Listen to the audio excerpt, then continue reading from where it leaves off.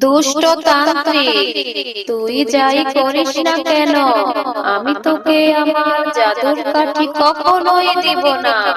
শেফা শিয়ালিনী পরীটাকে বাঁচানোর জন্য দুষ্টতান্ত্রিককে লাথি মেরে আগুনে ফেলে দেয়। আমার সারা শরীর জ্বলে গেল। কে খায় আসো, আমাকে বাঁচাও। আ এই নাও জাদুর ডালিম বাড়ি, এখন থেকে তোমাদের আর কোনো অভাব থাকবে না। এই জাদুর ডালিম বাড়িতে তোমরা তোমাদের প্রয়োজনীয় সব জিনিস পেয়ে যাবে।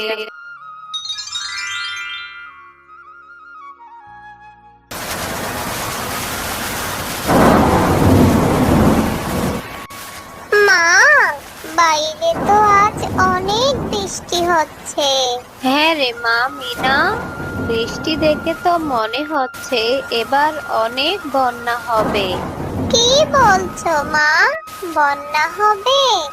মা, আমার না ভীষণ ভয় করছে।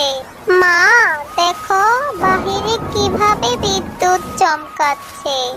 মা, বন্যা হলে আমাদের ভাসিয়ে নিয়ে যাবে না তো? তুই ভয় পাস না মা মিনা, আল্লাহ যা করে মঙ্গলের জন্যই করে। আমি তো তোর সাথেই আছি, আমাদের কিছুই হবে না। অনেক রাত হয়েছে, চল মা খাবার খেয়ে আমরা ঘুমিয়ে পড়ি। এ কথা বলে তারা মা ও মেয়ে রাতে ঘুমিয়ে পড়ে। মা, মা, ওঠো ওঠো। মা দেখো, আমাদের ঘরে কত পানি হয়েছে। হায় আল্লাহ, তাই তো দেখছি। এবার এবার কি হবে? এই ছোট্ট মেয়েটাকে নিয়ে কোথায় যাব? মিনা, তুই এখানেই বস, আমি বাইরে গিয়ে দেখে আসি। এ কথা বলে মিনার মা বাহিরে চলে যায় বন্যার পরিস্থিতি দেখার জন্য। এ কি, বাহিরে তো দেখি অনেক পানি। বন্যা হয়েছে তো হয়েছে, মাঠ ঘাট সব ডুবিয়ে দিয়েছে।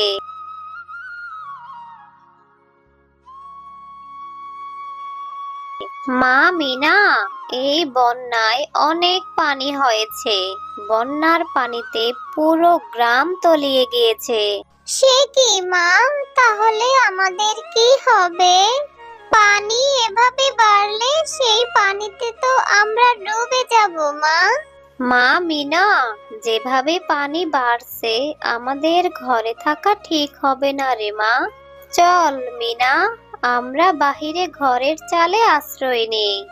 এ কথা বলে মা ও মেয়ে ঘরের চালে আশ্রয় নেয়।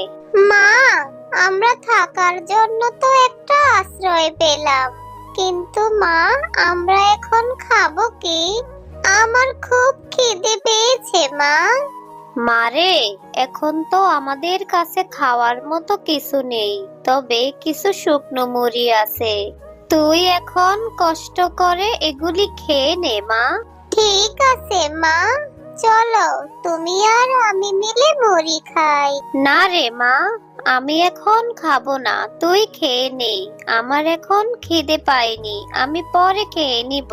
না মা, আমি জানি তুমি কাল রাতেও কিছু খাওনি। তুমি যদি না খাও তাহলে আমিও খাবো না। মা মিনা, আমাদের কাছে যে অল্প কিছু মুড়ি আছে, এই মুড়িটুকু দিয়ে আমাদের কিছুদিন চলতে হবে। তাই তুই এখন খা, আমি পরে খেয়ে নিব রে মা।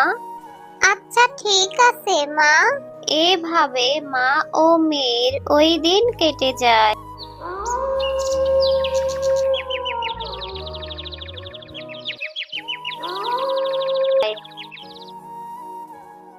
মা, ও মা, দেখো না, ওই দেখো এদিকে একটা নৌকা ভেসে আসছে। হ্যাঁ রে মা, তাই তো দেখছি। আল্লাহ মনে হয় আমাদের উপর দয়া করেছে। মা, চলো আমরা এই নৌকা দিয়ে খাবার খুঁজে আনি। মারে, এই বন্যায় তো আমাদের মতো সবারই অবস্থা, আমরা কোথায় খাবার খুঁজে পাবো রে মা? তার চেয়ে বরং চল আমরা এই নৌকা দিয়ে নিরাপদ কোনো স্থানে চলে যাই। এ কথা বলে তারা মা ও মেয়ে নৌকা দিয়ে চলে যায় নিরাপদ স্থানের উদ্দেশ্যে। মা, আজ 2 দিন যাবত নৌকায় ভাসছি, এখনো তো কোনো নিরাপদ জায়গার সন্ধান পেলাম না। আর এইদিকে আমার খিদের জ্বালায় পেট জ্বলে যাচ্ছে। তুমি কিছু একটা করো মা। মারে, আমি যে এখন অসহায়, আমি তোকে কোথা থেকে খাবার এনে দিব রে মা? কাঁদিস না মা, একটু ধৈর্য ধর। আল্লাহ নিশ্চয়ই আমাদের জন্য একটা ব্যবস্থা করে দিবে। মা মিনা, ওই তো দূরে একটা দ্বীপ দেখা যাচ্ছে। চল মা মিনা, আমরা ওই দ্বীপে যাই। ওইখানে কোনো না কোনো একটা ব্যবস্থা হবে। হ্যাঁ মা, চলো চলো। এ কথা বলে তারা মা ও মেয়ে সেই দ্বীপের উদ্দেশ্যে চলে যায়। মা, মা, দেখো না দ্বীপটা কত সুন্দর। এটা কোন জায়গা মা? জানি না রে মা, এটা কোন জায়গা। চল মা মিনা, আমরা খুঁজে দেখি কোনো খাবার পাই কিনা। আচ্ছা মা, চলো, আমারও ভীষণ খিদে পেয়েছে। মা, মা, কোনোই তো খাবার খুঁজে পেলাম না। আমার যে ভীষণ কষ্ট হচ্ছে মা। আর একটু কষ্ট কর মা, আল্লাহ একটা ব্যবস্থা করে দিবে। দুষ্ট তান্ত্রিক, তুই যাই করিস না কেন, আমি তোকে আমার জাদুর কাঠি কখনোই দিব না। আমার জাদুর কাঠি নিয়ে তুই সর্বশক্তি লাভ করতে চাস, তোর এই স্বপ্ন কখনোই পূর্ণ হবে না। ঠিক আছে, তুই যদি তোর জাদুর কাঠি না দিস, আমি যদি সর্বশক্তি না পাই, তাহলে আমিও তোকে বাঁচিয়ে রাখবো না। এবার বল, তুই কি করবি? তুই যা করার করে নে, আমি তোকে আমার জাদুর কাঠি কখনোই দিব না। তোকে তোর উদ্দেশ্যে কখনোই সফল হতে দিব না।